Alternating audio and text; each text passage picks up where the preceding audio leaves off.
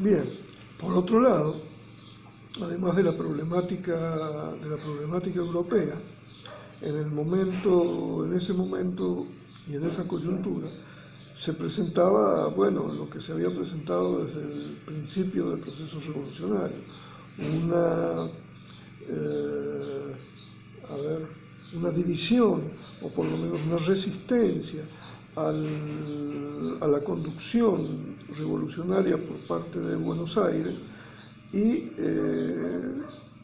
que se traducía en la no aceptación, como había pasado con el Paraguay, de la conducción porteña. En el caso del Paraguay, con una separación definitiva. Pero en el caso del litoral argentino, las provincias del litoral, Entre Ríos, Santa Fe, Corrientes, y recuerden Córdoba en el momento en que la Junta necesita ir a reprimir el movimiento contrarrevolucionario, que quieren hacer su propio proceso y no reniegan de una unión revolucionaria con la capital, con Buenos Aires, con la capital del virreinato, pero sí de la conducción exclusiva de Buenos Aires.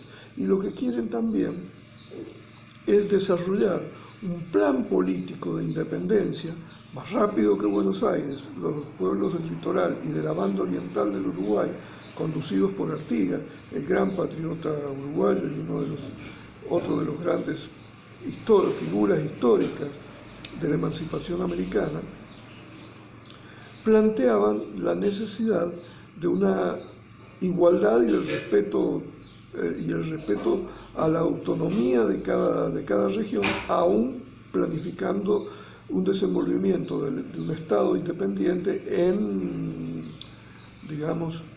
unidad, pero en unidad no significaba que esa unidad fuera necesariamente centralista, sino que tuviera carácter de autonomías para las provincias y una organización política republicana. Debía ser una república, en ningún momento una monarquía, ni siquiera una monarquía constitucional, que significaba una monarquía atenuada o atemperada por una constitución y por un parlamento, digamos, ¿no? Un parlamento de notables, por lo menos. En este caso, el ideario artiguista tenía mucho en común con la Revolución Norteamericana frente a Inglaterra, que se había pronunciado y había constituido una república federal. ¿Qué quería decir federal? Que las provincias tenían fuerte autonomía y que solo cedían parte de su soberanía en cuanto a la política exterior y en algunos aspectos de política concertada, pero conservaban la elección de sus autoridades, la participación popular, la organización en asambleas y las conducciones colegiadas, respetando cada autonomía provincial. Esta posición federal va a ir alumbrando el futuro conflicto en la formación de la Argentina moderna, ¿no? Va a ser parte del gran proceso de disputas civiles que la Argentina va a vivir después del proceso de independencia y un poco ya también en conjunto con la lucha con España hasta 1824. Las guerras civiles van a durar hasta 1880, porque tendrán una idea de lo importante que se jugaba en esta disputa. Bueno, Artigas va a insistir con la independencia porque quiere formar un Estado independiente en forma inmediata. La Asamblea del año 13 no lo quiere hacer así y además los pueblos del litoral solicitan que sus representantes llevan instrucciones de sus representantes para la sanción inmediata de una constitución de carácter federal, es decir, de participación igualitaria y autónoma para todas las partes. ¿Qué ocurre? Que Buenos Aires, la élite porteña, quiere seguir conduciendo el proceso y en una forma no desconcentrada, digamos, sino en una forma fuertemente centralista, porque considera que el proceso de la lucha necesita una conducción única, centralizada y con gran rapidez de decisión. Las autonomías y los debates entre las provincias podrían producir retrasos en las definiciones de la lucha independiente, y a eso se negaba a Buenos Aires, que conducía el proceso. Pero además, estaba en la élite porteña la idea de la centralización para tener el control político y seguir teniendo la primacía comercial en el virreinato del Río de la Plata, en competencia con las provincias del interior y con el puerto de Montevideo. Es decir, quería que el puerto de Montevideo quedara subordinado a Buenos Aires, y quería mantener la aduana de Buenos Aires como el núcleo principal de la organización económica y comercial del nuevo Estado. Por lo que no se avenía a la voluntad política de debatir estas cuestiones, siguiendo un poco, teniendo en cuenta y respetando el ideario federal del litoral y el interior. Es así que los diputados de la banda oriental son expulsados cuando llegan a la asamblea, inclusive son tomados prisioneros y permanecen un lapso de tiempo cautivos en un barco en el puerto de Buenos Aires. Finalmente después se los libera, pero se los rechaza de la asamblea, por lo que la asamblea prescinde del ideario federal, de la declaración de la independencia, y confirma un proceso de centralización. Ese proceso de centralización porteñista, de cualquier manera, toma algunas medidas que tienen que ver con la idea de autonomizarse frente a España, aunque todavía no se declare la independencia. Y ese proceso de buscar autonomía frente a España se manifiesta en la declaración de la Asamblea como soberana. ¿Qué quiere decir soberana? Soberana quiere decir que es la representante del pueblo. Asume el poder y la representación del pueblo de las Provincias Unidas para tomar determinaciones en su nombre.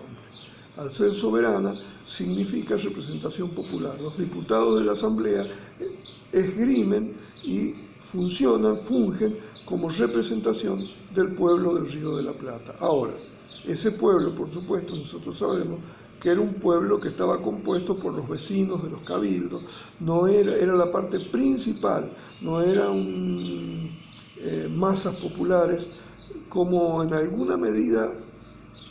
mayor medida sí se daba un poco en la banda oriental, donde había más participación, no había plena, pero había más participación popular en la organización política, ¿no? Por eso también se les rechaza.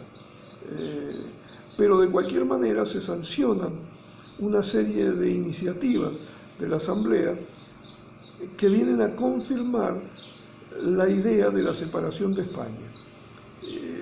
¿Qué medidas se toman? Bueno, se produce la ley de vientres, por la cual los hijos de esclavos que hubiera en la Argentina, o que pisaran la Argentina, pasaban a ser libres. Esto generó un diferendo con el Brasil, que era una potencia, un poder fuertemente esclavista, pero fue una medida progresista. Otra medida progresista es otorgarle igualdad de derechos a los indígenas. Se suprime el pabellón español y se redacta y se compone un himno nacional. El himno nacional tiene una letra profundamente revolucionaria e independentista que demuestra la clara intención de separarse de España más adelante. Se borra la figura de Fernando VII de la moneda, es decir, en la moneda no aparece más Fernando VII, lo que significa un corte, un claro corte con España. Además, se suprimen títulos de nobleza, es decir, los títulos de nobleza que eran propios del régimen monárquico, no republicano, del antiguo régimen derrocado, son suprimidos, y esa es una señal política muy fuerte de la necesidad de la declaración de independencia, que quedará postergada, pero queda implícita en alguna medida la voluntad de llevarla a cabo en estas medidas que se toman. Además, se suprimen las torturas y los castigos que la Inquisición era una institución paraeclesiástica, es decir, parte de la Iglesia, que torturaba, castigaba y a veces hasta ejecutaba a quienes no cumplían a rajatabla con los preceptos de la fe. Eso, los que hayan visto la película que se les ha recomendado de La Misión, verán más o menos esa idea de castigar y sujetar y a veces hasta torturar y eliminar a los nativos del lugar, a los indígenas, ¿no? A los pueblos originarios. Bien, la Asamblea del año 3 entonces tiene un tinte progresista y deja planificada la idea de una posterior declaración de la independencia. De cualquier manera, crea una nueva autoridad que concentra aún más el poder. Esa autoridad que se crea, reemplazando al segundo triunvirato, es el directorio. La figura del directorio, cuyo primer director supremo va a ser Gervasio de Posadas, es creada con la idea de una firme conducción del proceso político, interno y externo. El directorio va a ser un gobierno unipersonal que va a permanecer hasta 1820, cuando se produce una sublevación de caudillos del interior y del litoral argentino que van a derrocar a esa figura del director supremo y al directorio como institución, dando paso a una nueva instancia en la política de formación del Estado argentino. Y queda planteada la posibilidad de un Congreso en un lapso no demasiado largo de tiempo, que se va a concretar en 1816 en el Congreso de Tucumán.